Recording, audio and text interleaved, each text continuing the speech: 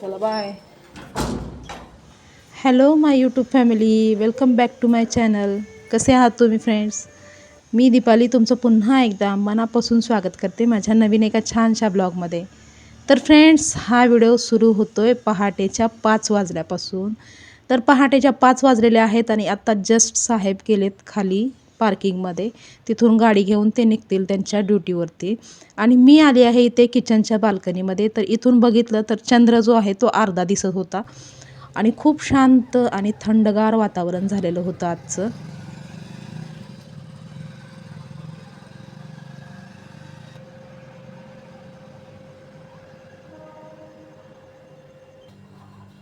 तर फ्रेंड्स, इथे साहेब त्यांच्या जॉबवरती गेल्याच्या नंतर मी थोड्या वेळ बसली आणि लिंबू पाणी प्यायलं. म्हणजे आजकाल ना साहेबांचं बघून मी पण तसंच केलं आहे चालू, की थोडंसं कोमट पाणी करायचं, त्यामध्ये लिंबू थोडंसं लिंबाचा रस टाकायचा आणि मग ते पाणी प्यायचं उठल्या उठल्या उपाशी पोटी. असं मी चालू केलेलं आहे. तर मी शांतपणे बसून ते पाणी पिलं.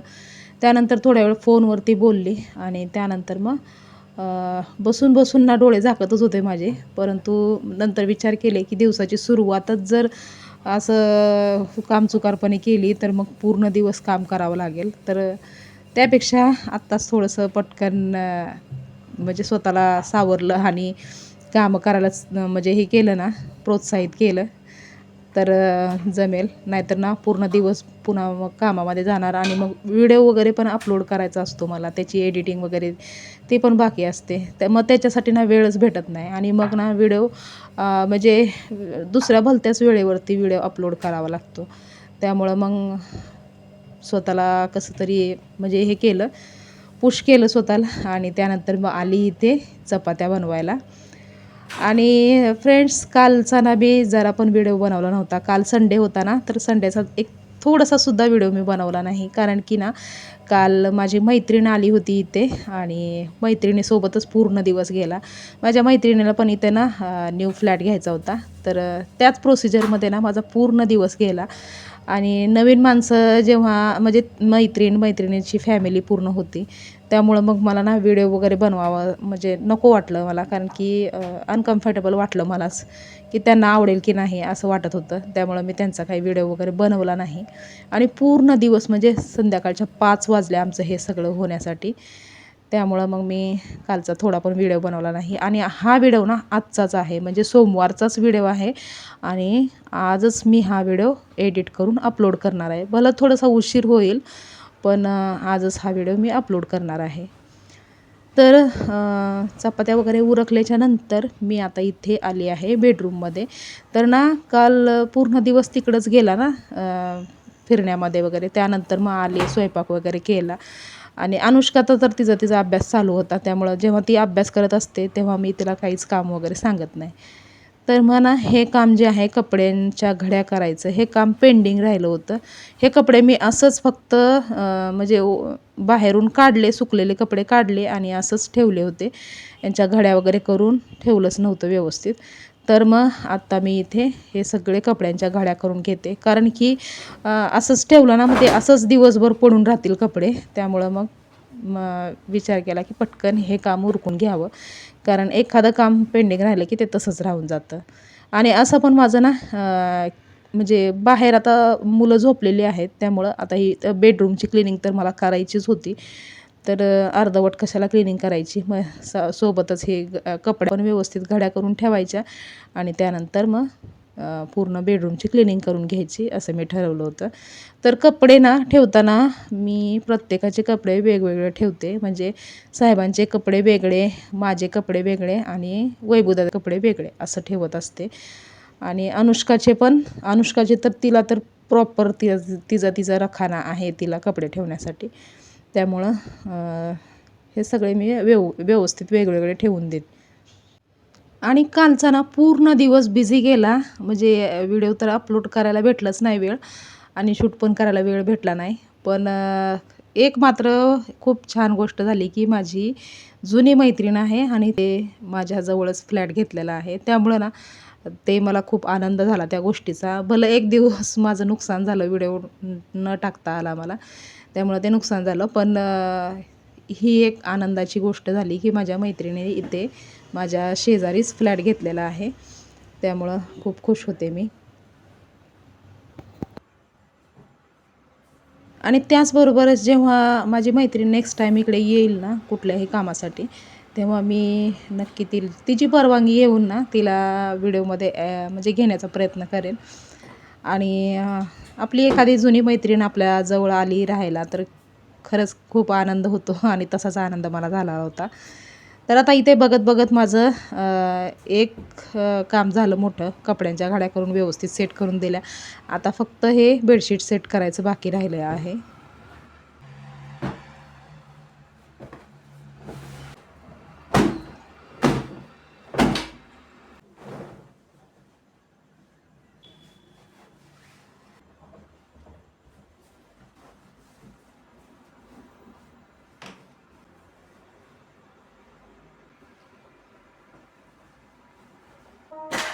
तर फ्रेंड्स आता इथे बेडरूमची पूर्ण क्लिनिंग झालेली आहे आणि जे बेडशीट चेंज केलेलं आहे ते मी निरम्यात भिजायला घालते लगेच, कारण की जोपर्यंत कपडे धुवायचा टाईम होईल तोपर्यंत बेडशीट जे आहे ते व्यवस्थित भिजेल. आणि त्यानंतर ना उशीला कवर लावायचं मात्र काम बाकी राहिलं, तर ते मी नंतर करून घेईन. कारण की एक उशी वैभवदादांनी बाहेर घेतली होती झोपायला आणि एक उशीच फक्त बेडरूममध्ये होती. तर दोन्ही पण उशा घेऊन नंतर कवर लावेन त्यांना. त्यानंतर मग बेडरूमची क्लिनिंग पूर्ण झाल्याच्या नंतर मी आली आहे किचनमध्ये. तर किचनमध्ये हे काम राहिलं होतं माझं, म्हणजे भांडे घासायचं काम राहिलं होतं. ॲक्च्युली ना रात्री आम्ही जेवण केलेले जे भांडे होते ते घासायचे राहिले होते, कारण की काल खूपच थकली होती मी. दिवसभर पूर्ण आमचं बाहेरच गेलं फिरण्यामध्ये, त्यामुळं खूप थकली होती. म्हणून ना मी जेवण केलेले जे भांडे होते त्यातलं फक्त मुसरं वगैरे काढून टाकलं आणि भांडे ना ठेवून दिले होते. तर आता मी हे भांडे पण घासून घेतले आणि त्याचबरोबर गॅस स्टोव आणि आजूबाजूची भिंत, किचन काउंटर हे सगळं व्यवस्थित असं घासून घेतलं.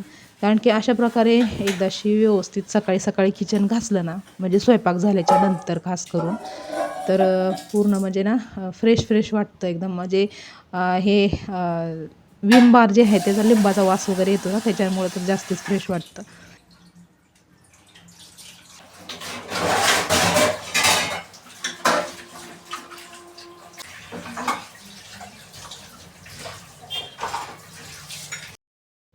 आणि ना किचन स्वच्छ करायचं काम मी नंतर का केलं माहिती आहे का? कारण की खूपच थंडी वाजत होती ती पहाटेच्या टायमामध्ये. त्यामुळं ना पाण्यात हात घालायचं म्हणलं की नको वाटत होतं. म्हणून मी अगोदर बेडरूमची क्लिनिंग करून घेतली आणि बेडरूम स्वच्छ झाल्याच्या नंतर मग इथे किचनमध्ये आली आणि किचनमधली पूर्ण क्लिनिंग व्यवस्थित केली. भांडे वगैरे घासले, किचन काउंटर वगैरे सगळं स्वच्छ केलं आणि त्यानंतर ना जे काही यूज केलेले डस्टर होते सकाळपासून म्हणजे स्वयंपाकासाठी वगैरे, तर ते ना लगेच मी हँडवॉश टाकून त्याला थोडंसं घासून आता सुकायला टाकून देते, कारण की पुन्हा रियूजसाठी म्हणजे चांगले राहतात ते डस्टर. आणि त्यानंतर आता आपण डायरेक्टली भेटतोय अंघोळ झाल्याच्या नंतर. तर इथे माझी अंघोळ झालेली आहे आणि मी अंघोळ झाल्या झाल्या ना अगोदर टिकली पावडर वगैरे चेक करत असते. तर टिकली वगैरे पडलेली असते अंघोळ करताना, त्यामुळं ना क्रीम लावली थोडीशी, त्यानंतर सिंदूर लावला, टिकली लावली आणि आता इथे थोडंसं ना हे मॉइश्चरायझर लावते. कारण की ना हे हिवाळ्याचे दिवस आहेत ना, त्यामुळं ना हात पाय वगैरे ना असं एकदम असं तडतडल्यासारखं होतात. त्यामुळं थोडंसं असं वॅसलीन वगैरे लावलं ना तर बरं वाटतं जरा. तर मऊ म्हणजे दिवसभर मऊ राहतं त्वचा, ते असं तडतडत नाही. नाहीतर ना ते असे त्वचा जर कडकली ना तर मग खूपच हे इरिटेट होतं आणि ना एकदम असं चिडचिड झाल्यासारखं होतं. त्यामुळं ना इथे मी अंघोळ झाल्या झाल्या अगोदर हे बॉडी लोशन लावून घेत असते. तर आता इथे काढलेला जो पसारा होता तो मी कपाटमध्ये ठेवते आणि त्यानंतर मग बाकीची पण कामं करायची आहेत अजून. पण त्या अगोदर ना हे डोक्याला बांधलेलं टॉवेल काढते, कारण की हे असंच जर बांधून जास्त वेळ ठेवलं ना मग डोकं दुखायला चालू होतं. प्रत्येक लेडीजला हा प्रॉब्लेम असतो की केस ज्या दिवशी पण धुतले ना तर ते पटकन असं काढलं तर बरं आहे, नाही तर ना खूप डोकं दुखायला चालू होतं ना, अख्खा दिवसभर मग डोकं दुखत राहतं. आणि त्यानंतर आता इथे अनुताई उठलेली आहे. अनुताईचा ब्रश वगैरे सगळं झालेलं आहे आणि तिने ना पाणी पण गरम व्हायला ठेवलं होतं आंघोळीसाठी. तर पाणी पण गरम झालेलं होतं. तर तिचं चालू होतं, मम्मी मला पाणी म्हणजे बकेटमध्ये उतरावून दे म्हणून. तर आता तिला बकेटमध्ये पाणी देते आणि त्यानंतर वैभवसाठी पाणी गरम व्हायला ठेवते आंघोळीसाठी.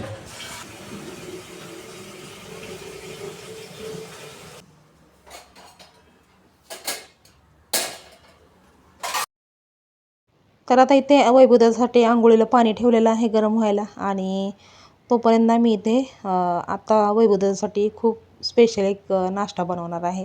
तर जस्ट मी आत्ताच यूट्यूबवरती तो नाश्ता बघितला होता आणि मला खूप चांगला वाटला तो. तर मी आता ते ट्राय करणार आहे. पण त्या अगोदर ना हे किचनवरती जेवढा काही पसारा होता ते पसारा मी काढून घेते. म्हणजे भांडे वगैरे घासून ठेवले होते ना मगाशी सकाळीच, तर ते भांडे मांडणीला लावून घेते आणि किचन जे आहे ते पूर्ण स्वच्छ पुसून घेते, जेणेकरून पूर्ण किचन मोकळं झालं की मग आपल्याला कुठलीही रेसिपी ट्राय करायची म्हणलं की थोडासा जास्त उत्साह येतो. तर आता मी जी दाखवणार आहे रेसिपी ती खूप सोपी आहे आणि त्यामध्ये ना बाहेरचं काहीच म्हणजे असं काही एक्स्ट्रा काही आणावं लागणार नाही. जे काय आपल्या घरामध्ये रेग्युलर जे काही म्हणजे सामान असतं ना त्या सामानानेच ही रेसिपी बनवता येते.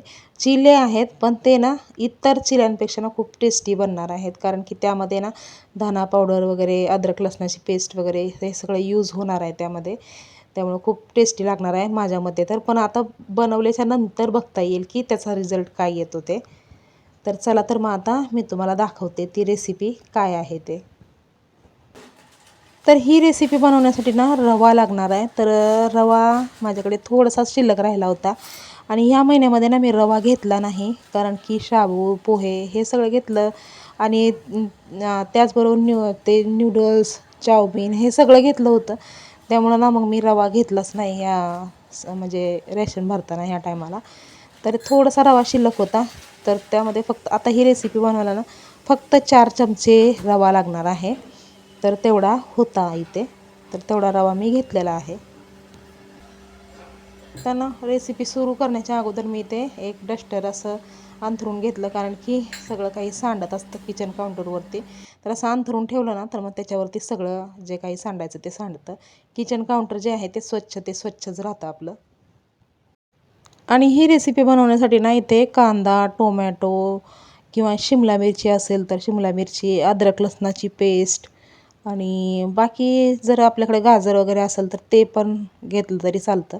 तर खूप अशी पौष्टिक अशी रेसिपी बनणार आहे ही.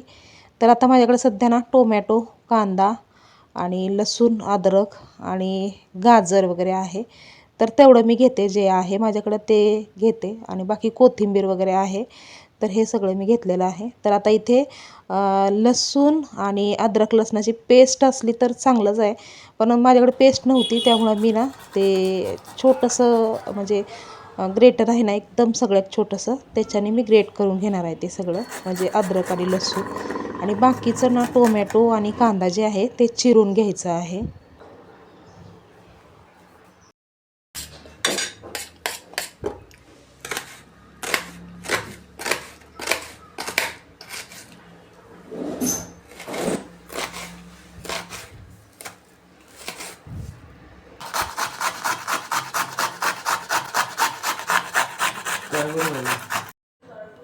तर फ्रेंड्स चला आता करूया रेसिपीला सुरुवात. तर इथे ना मी 1 वाटी घेतलेलं आहे गव्हाचं पीठ, तर चाळून घेतलेलं आहे पीठ. त्यानंतर इथे 4 चमचे ना मी इथे बेसन घेतलेलं आहे आणि तसंच 4 चमचे मी इथे रवा पण घेतलेला आहे. तर आता हे 3 जे इन्ग्रेडियंट्स आहेत ना तर ते मिक्स करून घ्यायचे आहेत. व तसेच याच्यामध्ये ना थोडं थोडं पाणी टाकून याला असं मिक्स करत राहायचं. म्हणजे एकदम सगळं पाणी नाही टाकायचं, जेणेकरून त्याच्यामध्ये गुठळ्या होऊ शकतात. त्यामुळे थोडं थोडं पाणी टाकून याला असं मिक्स करत राहायचं आणि याचं ना एक छान असं बॅटर तयार करायचं. आणि इथे ना मी चमचा बदललेला आहे, कारण की मोठ्या चमच्याने जरा जास्त व्यवस्थित करता आलं. तर इथे बघा बॅटर तयार झालेलं आहे. तर आता ना यामध्ये रवा टाकलेला आहे, त्यामुळे याला 10 मिनटासाठी आपण असंच ठेवून देऊया आणि वळूया आपल्या भाज्यांकडे. तर इथे जे काही भाज्या माझ्याकडे होत्या त्या मी अशा घेतलेल्या आहेत. गाजर, टोमॅटो, कांदा, कोथिंबीर आणि अद्रक लसूण. तर आता करणार आहे याला फ्राय.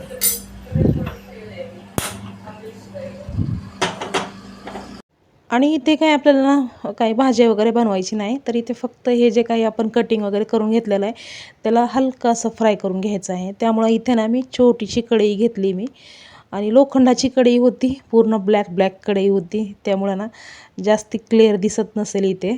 तर इथे ना मी घेतलेलं आहे ऑइल, आणि कढई चांगली गरम झालेली आहे. त्यामध्ये टाकलं मी जिरे. तर फक्त जिरे टाकायचे, राई वगैरे काही टाकायची गरज नाही, फक्त जिरे टाकायचे. आणि त्यानंतर एक एक करून आपण जे काही भाज्या इथे घेतलेल्या आहेत त्या सगळ्या भाज्या इथं टाकायच्या आहेत, आणि एक एक 1-2 सेकंदासाठीच फक्त त्यांना फ्राय करायचं आहे, जास्ती नाही. तर हे बघा, फक्त अद्रक लसूण फक्त हे केलं, आणि त्यानंतर टाकलं लगेच कांदा.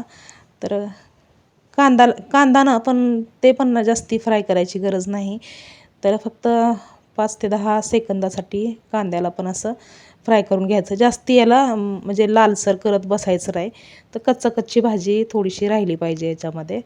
तर आता इथे कांदा थोडासा फ्राय झाला, त्यानंतर मी याच्यामध्ये टाकणार आहे टोमॅटो. तर टोमॅटो पण हलकंसं फ्राय करून घ्यायचं आहे.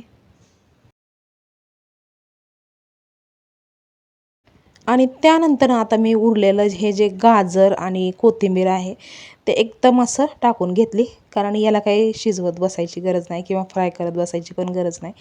तर सगळ्या भाज्यांना हलक्या अशाच फक्त फ्राय करायच्या, जास्ती फ्राय करायची गरज नाही. तर आता इथे इथे ना जे जे काही भाज्या घेतलेल्या होत्या तुम्हाला समोर सगळं सांगितलेलं आहे.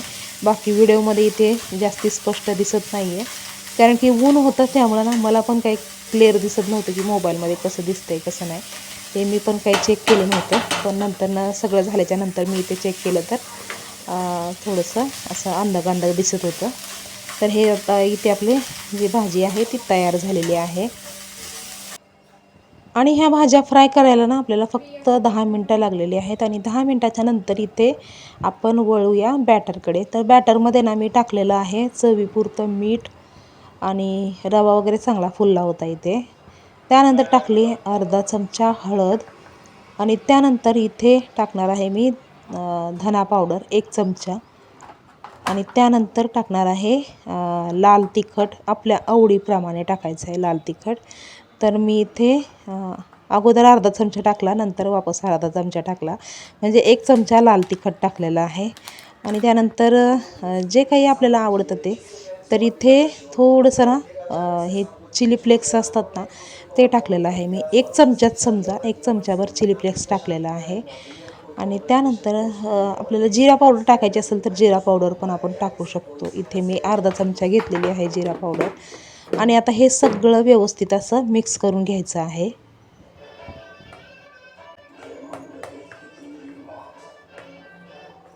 तर इथे ना ज्या ताटामध्ये मी भाज्या कापल्या होत्या त्या ताटामध्ये थोडंसं पाणी टाकून ते पाणी बॅटरमध्ये मिक्स केलं, कारण की बॅटर थोडंसं घट्ट वाटत होतं. त्यामुळं आपल्याला ना डोस्याचं जसं पीठ असतं ना तसं हे पीठ तयार करायचं आहे, म्हणजे तेवढं पातळ करायचं आहे, म्हणजे जास्ती पातळ पण नाही जास्ती घट्ट पण नाही करायचं. आणि त्यानंतर ना मग हे जे फ्राय केलेल्या भाज्या होत्या ना त्या फ्राय केलेल्या भाज्या याच्यामध्ये मिक्स करून घ्यायचं आहे सगळं.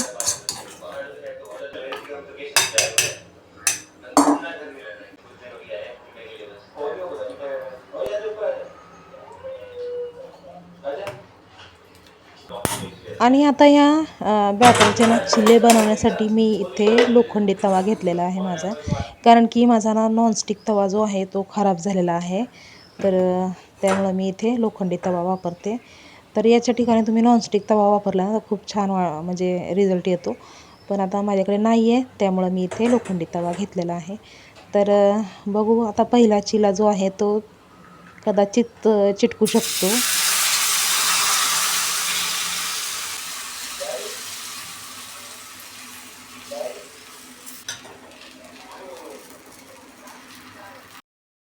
आणि ना हे बॅटर जे आहे ना ते आपण असं हलक्या हलक्या हाताने आपण पसरवू शकतो. तसं तर याला पसरवायची गरज नाही, टाकतानाच आपण त्याला गोल असं टाकायचं, ज्यामुळं त्याला पसरावायची पण काही गरज पडत नाही. आणि आता याला ना व्यवस्थित असं सुकू द्यायचं, म्हणजे वरची जी साईड आहे ना ती सुकली पाहिजे. आणि गॅसची फ्लेम जी आहे ना ती मीडियम अशी ठेवायची, हाय फ्लेमवरती अजिबात ठेवायचं नाही, नाहीतर ना करपून जातो चिला. तर आता इथे बघा वरची साईड जी आहे ती पूर्णपणे सुकलेली आहे आणि त्याच्यावरती थोडंसं आपण तेल लावून घ्यायचं, जेणेकरून ना जो चिला तयार होणार आहे ना तो सुक्का सुक्का होणार नाही. तर तेल असलं ना तर त्याला व्यवस्थित फ्राय करता येतं, पलटी केलं की मग त्याला ना व्यवस्थित फ्राय करता येतं. तर आता इथे तेल लावून झालेलं आहे आणि आता याला मी हळूवारपणे काढते, जास्ती घाई नाही करायची, हळूहळू जसं निघेल तसं काढायचं. म्हणजे नॉनस्टिक तवा असला तर पटकन निघतं, पण आता हे लोखंडी तवा आहे त्यामुळं याला थोडीशी मेहनत करावी लागली मला. त्यानंतर पलटी केला, पलटी करून दोन्ही बाजूनी ना व्यवस्थित असं शेकून घ्यायचं याला.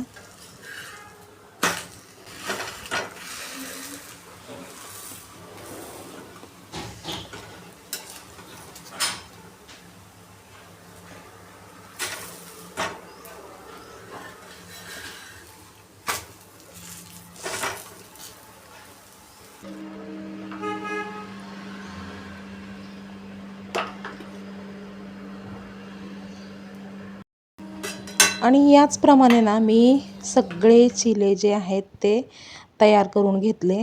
आणि सगळ्यांचा काही व्हिडिओ नाही दाखवणार, कारण की व्हिडिओ जो आहे तो खूप मोठा होऊ शकतो, त्यामुळं सगळ्यांचा व्हिडिओ नाही दाखवणार. आणि इथे बघा छान असे आपले चिल्ले जे आहेत ते इथे तयार झालेले आहेत. आणि त्यासोबत घेतलेला आहे मी टोमॅटो कॅचअप.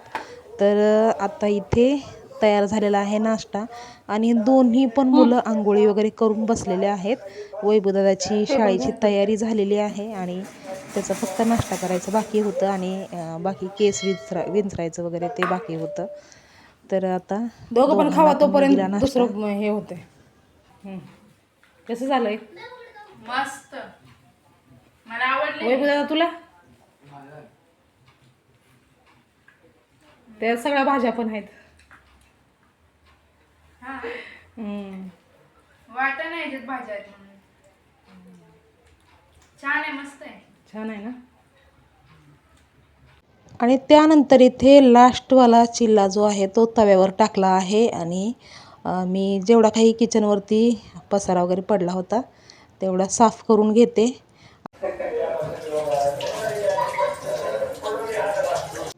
आणि त्यानंतर ना इथे मी थोडासा चहा बनवते, कारण की सकाळपासून चहा वगैरे पिला नव्हता, त्यामुळं आता थोडासा चहा बनवते. आणि कधी साखर टाकते, कधी गूळ टाकते, असं चालू असतं माझं, कारण की घरामध्ये जेवढी साखर आहे ती पण वापरली पाहिजे ना, त्यामुळं कधी कधी साखरेचा चहा पण पिते. तर आता इथे तयार झालेली आहे कडक अद्रकवाली चहा. आणि चहा ना अशा प्रकारे बनवणं खूप टेस्टी होते. तर एक फुलपात्र भरून मी दूध टाकलं, त्यानंतर 1.5 चमचा जे आहे ते चहापत्ती टाकली आणि 2 चमचे साखर टाकली. तर चहापत्ती थोडीशी जास्त, अद्रक वगैरे असलं ना तर खूप टेस्टी चहा बनवून तयार होतो इथे. आणि सकाळच्या वातावरणात ना कमीत कमी 1 कप तरी ना अद्रकवाला चहा पिला तर थोडंसं बरं वाटतं, नाहीतर ना पूर्ण दिवस जो आहे तो पूर्ण आळस आळस वाटतो. तर अद्रकवाली कडक चहा इथे पिलं ना तर सगळं फ्रेश वाटतं असं. तर इथे चालू आहे वैभवदादाचा नाश्ता आणि मी पिते चहा. आणि त्याचसोबत इथे वैभवदादा त्याचा आवडीचा एक प्रोग्राम बघत होता. तर त्याला जे काही सौरभ जोशीचा वगैरे ब्लॉग बघायला आवडतो तर ते बघत होता तो. आणि फक्त सकाळच्या टायमिंगमध्येच त्याला टी व्ही वगैरे बघायला थोडासा वेळ भेटतो, नाहीतर ना पुन्हा दिवसभर शाळेमध्ये, त्यानंतर ट्युशन, त्यानंतर घरी आलं की जेवणे आणि झोपणे असं त्याचं रुटीन असतं. त्यामुळे त्याला टी व्ही वगैरे बघायला भेटत नाही, वेळ भेटत नाही. त्यामुळे थोडा वेळ सकाळी ना नाश्ता करत करत तो टी व्ही बघत असतो. तर इथे त्याचसोबत इथे भाजी आणि चपाती पण तयार होती, पण तो बोलला की भाजी आणि चपाती डब्याला दे, आणि चिला तो खात होता. आणि आता इथे नाश्ता वगैरे झाला आहे आणि त्यानंतर आता वेळ आहे भांडे घासायची, कारण नाश्ता बनवण्यासाठी जे काही भांडे म्हणजे पडले होते मुसरे तर ते घासून ठेवायचे आहेत. आणि त्यानंतर करायची आहे मला व्हिडिओची एडिटिंग. तर आता इथे भांडे वगैरे घासून झालेत आणि गॅस स्टोव किचन काउंटर सगळं क्लीन करून झालेलं आहे. हे भांडे जे आहेत ते मी मांडणीला भांडून घेते आणि त्यानंतर किचन काउंटर जे आहे ते पूर्ण स्वच्छ पुसून घेते. आणि हा व्हिडिओ जो आहे ना तो मी इथेच थांबवते, कारण की आजचा व्हिडिओ जो आहे तो खूपच मोठा झाला आहे, त्यामुळं हा व्हिडिओ मी आता इथेच थांबवते. तर तुम्हाला हा व्हिडिओ कसा वाटला हे कॉमेंट करून सांगायला विसरू नका. आणि व्हिडिओ आवडला असेल तर लाईक करा, शेअर करा आणि चॅनलवर जर नवीन असाल तर चॅनलला सबस्क्राईब करायला विसरू नका. तर पुन्हा लवकरच आपण भेटूया नवीन एका छानशा ब्लॉगमध्ये. तोपर्यंत स्वस्त रहा आणि मस्त रहा. बाय.